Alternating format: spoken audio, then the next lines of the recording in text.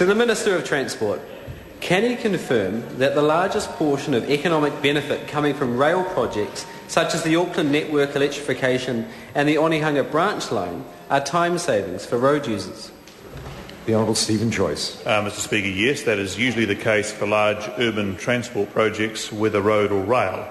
In the case of the Auckland rail network upgrade, 44% of the economic benefits go to road users through time savings. Gareth Hughes. Speaker, to the Minister, which will do more to reduce congestion in Auckland? Increasing rail patronage by expanding the network with the CBD rail loop, or spending $2 billion on the Puhoi to Wellsford holiday highway? The Honourable Stephen Joyce.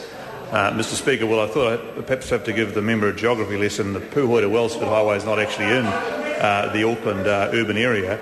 It's north of the Auckland urban area, linking Auckland with Northland. But in terms of comparing with other big urban transport projects, there are some other examples as well, of course. For example, the $430 million Victoria Park Tunnel will provide around $900 million in travel time savings. So it shows that all projects provide some savings, some more than others. Point of order. Mr Speaker. Point of order, Gareth Hughes. Thank you, Mr Speaker. I didn't need a geography lesson, and my question was specific. I said, which would reduce congestion in Auckland? Order. For goodness sake, I just asked members to reflect on the questions they asked. And the Minister's answer was perfectly reasonable because, as he pointed out, the Puhoi-Wellsford highway is not part of, is some distance from Auckland City proper.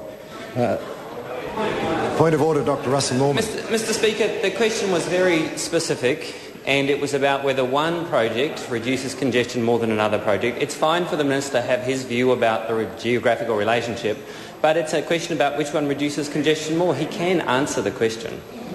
In my judgment, the Minister answered the question. Does the member have a further supplementary question? Gareth Hughes. Thank you, Mr Speaker.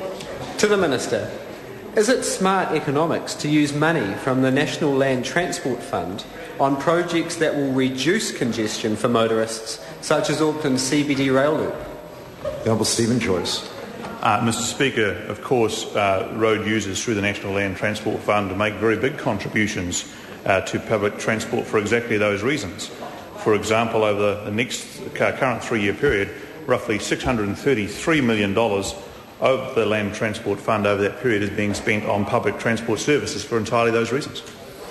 Gareth Hughes. Speaker, to the Minister, why is the Puhoi to Wellsford holiday highway receiving 100% funding from the National Land Transport Fund and the CBD rail loop would receive none, even though it would benefit many more motorists in the Auckland? The Honourable Stephen Joyce.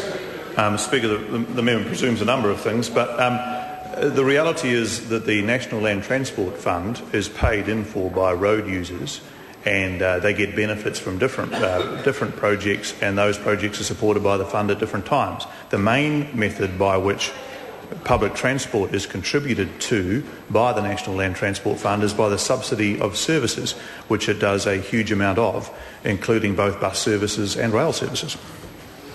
Gareth Hughes. Why then is the Transmission Gully motorway receiving 100% funding from the National Land Transport Fund and Wellington's new light rail proposal would receive none, even though it would benefit more motorists in the Wellington region? The Honourable Stephen Joyce. Mr Speaker, I think there's a very big assumption there. For the first, we'd have no idea what a light rail project in Wellington is going to cost anybody at this point. So those numbers aren't even known, and nor has there been any sort of business case done or anything like that. So I think we all have to wait and see where those projects develop over time to assess the contributions that they may or may not make. But again, you have to make a distinction between the urban highways and the roads that connect different parts of the country. And obviously the Levin to Wellington Road of national significance links the whole of the Lower North Island to Wellington City. Sue Kedgley. Will he listen to the message from Wellington, having elected its first Green mayor who campaigned on a light rail platform, and investigate the light rail option and increasing the frequency and reliability of peak time commuter rail in Wellington, rather than fully funding and fast-tracking the billion-dollar uneconomic Transmission Gully motorway?